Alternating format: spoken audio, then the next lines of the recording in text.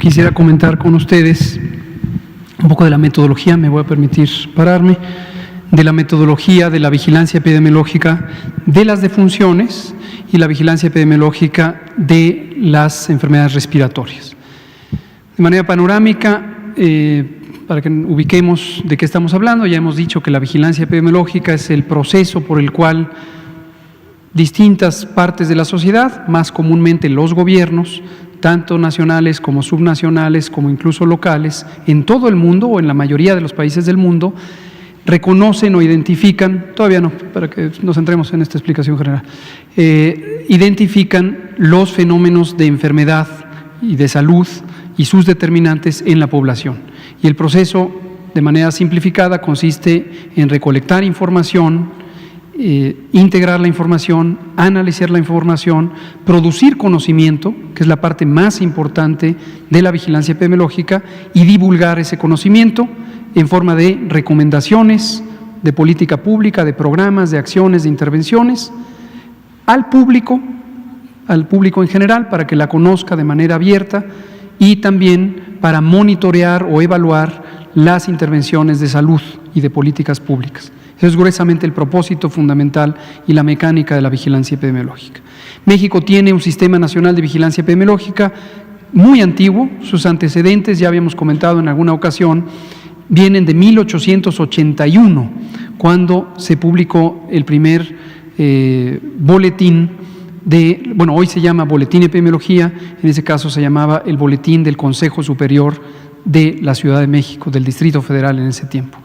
Y hemos tenido desde luego una evolución constante del sistema de vigilancia epidemiológica. Su versión contemporánea se estableció gruesamente en 1995 y del 95 para acá ha tenido grandes transformaciones. Algunas tienen que ver con la tecnología, otras tienen que ver con el concepto o los conceptos relacionados con la salud pública, la prevención, el control de enfermedades, y otras con los métodos epidemiológicos. Y los distintos métodos se han ido incorporando de acuerdo a la necesidad y la utilidad que pueden tener en México. Vamos a ahora centrarnos en la información sobre las enfermedades respiratorias para poner en contexto esta inquietud que quiero decir de pasada, que nos parece válida cualquier inquietud. Ayer una de ustedes me preguntaba sobre la crítica, las observaciones. Siempre va a ser bienvenida la crítica, siempre. Qué bueno que haya inquietud. Hoy comentaba también con algunos colegas y en una entrevista, la información técnica de una materia, en este caso salud, no siempre se ha puesto a diálogo público. Generalmente era una materia reservada y se daban solo capsulitas o información ya digerida.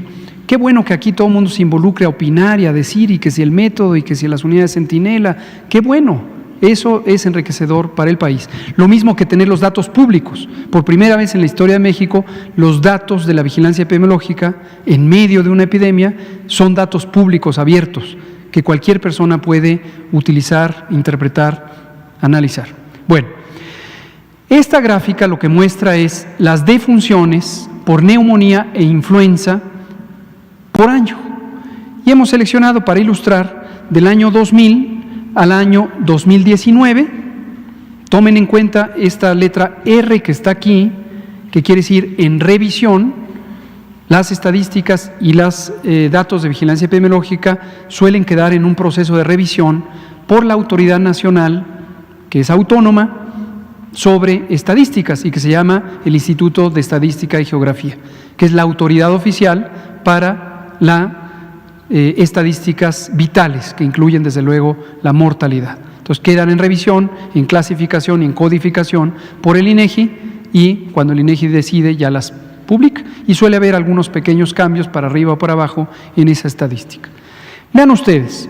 La fuente es la Dirección General de Información en Salud y es el Sistema Nacional de Información en Salud, que es un sistema distinto del Sistema Nacional de Vigilancia Epidemiológica, pero comparten varios puentes de información. 12.127, 11.222, etcétera, etcétera, etcétera. En el año más reciente, que está en revisión, 30.575. En el previo, que no está en revisión, 27.112. Ese es el tamaño de los números de las neumonías no especificadas. Y vean ustedes, lo segundo que quiero poner a su consideración es que las neumonías, neumonía es una inflamación de los pulmones generalmente de carácter infeccioso que puede ser letal, el enorme conjunto desde siempre, por lo menos este segmento de años, son las no especificadas. No se encuentra la causa, porque no se hizo la prueba de laboratorio, porque la persona murió, porque se hizo la prueba, pero el resultado fue fallido, por muchas razones. La enorme mayoría, este es todo lo que está registrado en neumonías en el Sistema Nacional de Información en Salud desde estos años. Y hay dos causas específicas, una es influenza. Noten ustedes, por razones obvias que ahorita voy a enfatizar, que a partir de 2009, cuando fue la pandemia de influenza, 2009-10, empezó a cobrar notoriedad la influenza como una causa específica que se diagnostica. Y antes no se diagnosticaba prácticamente. Y esas que dicen neumonía especificada es un conjunto heterogéneo que raramente pasa de más de 150, 170 casos de neumonías causadas por distintos agentes infecciosos, bacterias, hongos y otros, raramente virales. Quería que conocieran el número, quería que conocieran que la gran mayoría siempre quedan no especificadas. Y aquí hago un pequeño paréntesis por aquella inquietud que había de la neumonía atípica. Esto ya lo he comentado antes. Neumonía atípica es un diagnóstico clínico, no es una categoría diagnóstica de la estadística o de la vigilancia epidemiológica. Atípico no quiere decir que sea rara, es considerablemente frecuente. 15-20% de las neumonías pueden tener una presentación clínica atípica. Y lo único que quiere decir atípico, y este término se inventó o se estableció cuando no existían métodos modernos de diagnóstico, en particular la tomografía, que permite una imagen muy precisa de los pulmones, cuando solo se usaba la radiografía, se identificó la neumonía típica cuando existía un importante deterioro de la función respiratoria que no correspondía con las imágenes radiológicas y había una disociación. La placa, la radiografía del tórax, se veía relativamente normal cuando la persona tenía una grave alteración del funcionamiento respiratorio. Y de ahí vino el término neumonía atípica, pero no es una categoría diagnóstica que esté en la clasificación internacional de las enfermedades, por supuesto tampoco en México. La siguiente. Entonces, lo más cercano a la neumonía típica son estas neumonías no especificadas. Vamos a ver eso mismo, pero ahora lo vamos a convertir en porcentajes. Ya dijimos con toda claridad el número, ahora lo vamos a llevar a porcentajes para ilustrar los conjuntos de las neumonías que están en amarillo, las influencias que están en rojo y casi no se ve porque son minúsculas las neumonías que sí se encontró un diagnóstico de laboratorio distinto a influenza. Y este es el resto de las otras enfermedades del sistema respiratorio que causan la muerte. Todo esto es mortalidad, no son casos vivos, son personas que lamentablemente perdieron la vida. Vean ustedes que gruesamente la cuarta parte aquí y tercera parte en años más recientes de los trastornos respiratorios que causan la muerte fueron neumonías y 96% de ellos fueron neumonías no especificadas.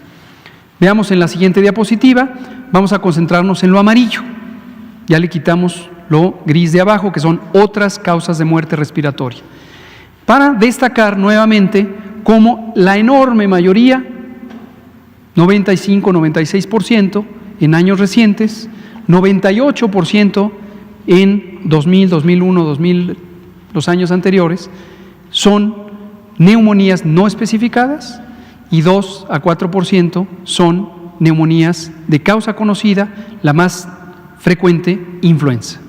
Veamos la siguiente. Aquí vamos a concentrarnos en la influenza y las de causa especificada, es decir, las franjitas de hasta arriba de la diapositiva anterior, para destacar cómo la influenza en años previos a la pandemia de influenza 2009 no era tan consistentemente notificada, ni diagnosticada, ni vigilada. Y en cambio, lo que tenemos después del 2009, la pandemia de influenza, es una notificación mucho más consistente de casos de influenza, que se hacen en el sistema de vigilancia centinela de influenza, que ya dijimos que se estableció en 2006, se perfeccionó en los años previos a la pandemia de influenza y luego se ha ido manteniendo actualizado y moderno. La siguiente. Ahora vamos a concentrarnos para ver números nuevamente, pero solamente de lo que va del año y compararlo con una duración equivalente de años previos. Es el corte hasta abril para poder comparar con los años previos y poder entender el año 2020, que está en tiempo real. Son los mismos datos de la otra diapositiva, solo que se segmentaron hasta abril. Aquí dice enero-abril 2015 a 2020. Esto es lo que hay para todo el país, esto es lo que hay en la Ciudad de México. País, Ciudad de México, país, Ciudad de México, y esto es lo que llevamos del año en la notificación de muertes por neumonía no especificada en lo que va del año. Los cortes son mensuales y ahorita voy a comentar cuál es la dinámica, el funcionamiento de la vigilancia de mortalidad, que es diferente a la de enfermedad, por una razón muy obvia. La enfermedad necesita una vigilancia en tiempo real para aquellas enfermedades de interés epidémico que cambian rápidamente. La mortalidad, para casi cualquier causa, obviamente ya no cambia en la medida en que se tienen datos finales. Entonces, ¿interesa tener la estadística? Sí. ¿Se aprende de la estadística? Sí. ¿Se genera conocimiento útil para las políticas públicas, la prevención, el control y el desarrollo del sistema de salud? Sí, pero no se necesita día con día con día. Como sí se necesita, por ejemplo, la ocurrencia de casos de enfermedad para poder identificar si una enfermedad se propaga, si está saturando o no los hospitales, en dónde se pueden hacer intervenciones preventivas, etcétera, etcétera. La siguiente. Este es un estudio que se publicó en una revista muy prestigiada, internacional, se llama Clinical Infectious Diseases, enfermedades infecciosas, mundo clínico de las enfermedades infecciosas. El primer autor es Charu, participaron también varios colegas mexicanos, incluyendo el doctor Víctor Hugo Borja, del Instituto Mexicano del Seguro Social, la doctora Lina Sofía Palacios, del Instituto Nacional de Salud Pública y otros colegas. ¿Por qué lo pongo aquí? Porque esto demuestra cuál es la dinámica de la comprensión, de la inteligencia, del conocimiento sobre mortalidad en un evento agudo de alta trascendencia como puede ser una pandemia. Y esta es la pandemia más reciente en México, la de influenza 2009-10. Y que es una pandemia con características muy semejantes a la de COVID. ¿Cuándo ocurrió esa pandemia? Los números de mortalidad del día a día, obviamente, eran una representación menor, eran un subconjunto, un conjunto más pequeño del total. Así ocurre en todos los países del mundo. Pero, posteriormente, la pandemia fue de 2009 a 2010 y posteriormente, este artículo se publicó en 2011, se hizo un análisis, lo que técnicamente llamamos retrospectivo, es decir, con información que había sido recolectada en el pasado, en 2009-10, y se analizó y se comparó, como lo acabo de hacer con las gráficas de barras, lo que había ocurrido del año 2000 hasta el año 2010. Y básicamente lo que podemos mostrar aquí es en 3 categorías de edad. Estos son menores de 5 años, estos son personas de 5 a 59 años de edad y estos son mayores de 60, cómo va cambiando en el tiempo la ocurrencia de muertes. Lo que se ve en una línea como una ondulación de color negro es lo que habitualmente ocurre y lo que se ve en color azul es lo que ocurre en los periodos de influenza. Lo negro es una modelación matemática, estadística concretamente, para ver esta temporalidad donde la influenza se presenta siempre en el otoño-invierno. Y lo que se ve en los picos son datos reales, colectados retrospectivamente del Sistema de Vigilancia de Mortalidad y del Sistema Nacional de Información en Salud. Y básicamente la conclusión del estudio es sumamente interesante, demuestra un aumento de mortalidad especialmente en las personas entre 5 y 59 años, que no se ve tan impresionante para menores de 5 ni mayores de 60, lo cual fue una pieza clave del conocimiento de la influenza H1N1, porque mostró esta distribución selectiva de la mortalidad en adultos jóvenes, adolescentes y adultos jóvenes. Lo que normalmente pasa con las estaciones de influenza es que predomina la mortalidad en adulto mayor y en niño menor de 5 años. Entonces, es un estudio, pero lo uso aquí como ejemplo para ver cómo se construye la inteligencia, el conocimiento de salud. No se construye nada más contando casos y contando muertes, se construye entendiendo, interpretando, analizando, modelando. Y esto es un proceso que tiene sus propias reglas, tiene sus propios tiempos y, como ha dicho la jefa de gobierno, requiere seguir procedimientos formales para tener tanto estadísticas confiables como análisis apropiados que puedan ser transparentemente interpretados en conocimiento útil para tomar decisiones de política pública en salud. En la última es lo siguiente. Ha habido inquietud de este tema de los casos de COVID en personas que fallecen y que desafortunadamente no se les alcanza a tomar una muestra de secreciones respiratorias para el diagnóstico. Y entonces la inquietud, hoy la vimos representada en algunas notas periodísticas internacionales, es: ¿están ocultando información? No. Esto lo hemos explicado varias veces. Yo creo que hay que invitar a los periodistas internacionales a que vengan también a la conferencia de prensa. Son bienvenidos y bienvenidas. Siempre que quieran venir, aquí estamos abiertos a el diálogo. El 13 de abril de 2020, se publicó este documento que se llama Correcto llenado del certificado de defunción, muertes por COVID, muertes por virus SARS-CoV-2, COVID-19. Es un documento, como se puede ver aquí, del Gobierno de México, de la Secretaría de Salud, del sector salud, y que lo publicamos precisamente para incorporar información de aquellas personas que fallecen, desafortunadamente fallecen por COVID, que no se puede demostrar por laboratorio. Y esto fue atendiendo a recomendaciones y definiciones de la Organización Panamericana de la Salud, Organización Mundial de la Salud, que son de aplicación universal y que definieron los códigos de la Clasificación Internacional de Enfermedades, número 10, que es la vigente, que corresponden a COVID. Y como pueden ver ustedes, hay 3 tipos. Hay los casos confirmados o las muertes confirmadas, esto aplica a casos que fallecen, casos confirmados en donde hay un diagnóstico por laboratorio. Pero también existen los casos sospechosos que no requieren confirmación por laboratorio, y existen los casos probables en donde existe evidencia de que el informe de las pruebas de laboratorio para el virus no es concluyente. Es decir, la prueba, el espécimen estaba en mal estado, la técnica de laboratorio se corrompió, etc. 13 de abril 2020. Y desde entonces se están llenando los certificados de defunción en virtud de este lineamiento, incluyendo la categoría muerte por COVID basada en estas definiciones. Y en su momento, como señaló la jefa de gobierno esta tarde o esta mañana, y lo acaba de decir, y es el procedimiento universal para todo el país, se hacen dictaminaciones por comités técnicos especializados.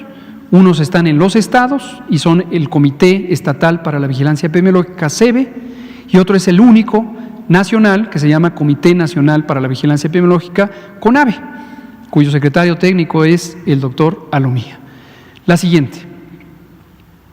Esta última es para familiarizarles con que la vigilancia no es una sola base de datos, una sola plataforma, un solo sistema. Son múltiples sistemas que todos en conjunto construyen la información necesaria para una apreciación panorámica, comprensiva, integral de un fenómeno de salud como puede ser la pandemia de COVID. Concretamente tenemos 2 sistemas, el SISVER, Sistema de Vigilancia de Enfermedad Respiratoria, que hemos comentado aquí varias veces, ayer lo volvió a presentar el doctor Alomía, y uno con el que quizá no estaban tan familiarizados, que es el REDVE, que es la red de funciones sujetas a vigilancia epidemiológica. Y esto son dos sistemas que producen información complementaria que viene de notificaciones que hacen nuevamente las unidades médicas y las jurisdicciones sanitarias, concretamente el REDVE, quien está obligado a notificar son las jurisdicciones sanitarias, y tenemos documentos que amparan, prueban lo que se pone en esa información. Entonces, los dos documentos de interés son el certificado de defunción y un documento anexo al certificado de defunción. El certificado tiene varios anexos donde se ponen detalles, y entre esos detalles el anexo 8 es el documento de rectificación o ratificación de la causa de muerte. Y hay un grupo especializado de personas que se conocen como precisamente quienes clasifican y codifican, se les llama codificadores de las causas de enfermedad, y utilizan la clasificación internacional de enfermedades. Por cierto que México, en su Dirección General de Información en Salud de la Secretaría de Salud, tiene el centro colaborador de la Organización Mundial de la Salud para la clasificación internacional de enfermedades. Entonces, lo que vemos aquí es la temporalidad del flujo de información en los dos sistemas que no necesariamente coinciden en tiempo y no tienen por qué coincidir y no pasa absolutamente nada, porque al final, por los ciclos de notificación, llegan a coincidir y se recupera por dos vías diferentes el anexo 8 y el certificado. Esto se hace electrónico, se digitaliza y se pone a disposición para que sea analizado directamente el certificado. En algunos casos tenemos solo certificado, pero no tenemos todavía el anexo 8. En unos pocos casos tenemos solo el anexo 8 y en algunos casos todavía no tenemos ningún documento probatorio. Y el conjunto de las muertes registradas aquí es este, que si ustedes lo suman es un poco mayor, por cerca de 360 muertes, a lo que informamos todos los días. ¿Por qué razón? Porque están en espera del proceso de certificación o de revisión de la certificación y de clasificación por dictamen, que es lo que hemos explicado varias veces. Entonces no se preocupen, si quedaran inquietudes, siempre y con mucho gusto lo volvemos a explicar. Muy bien.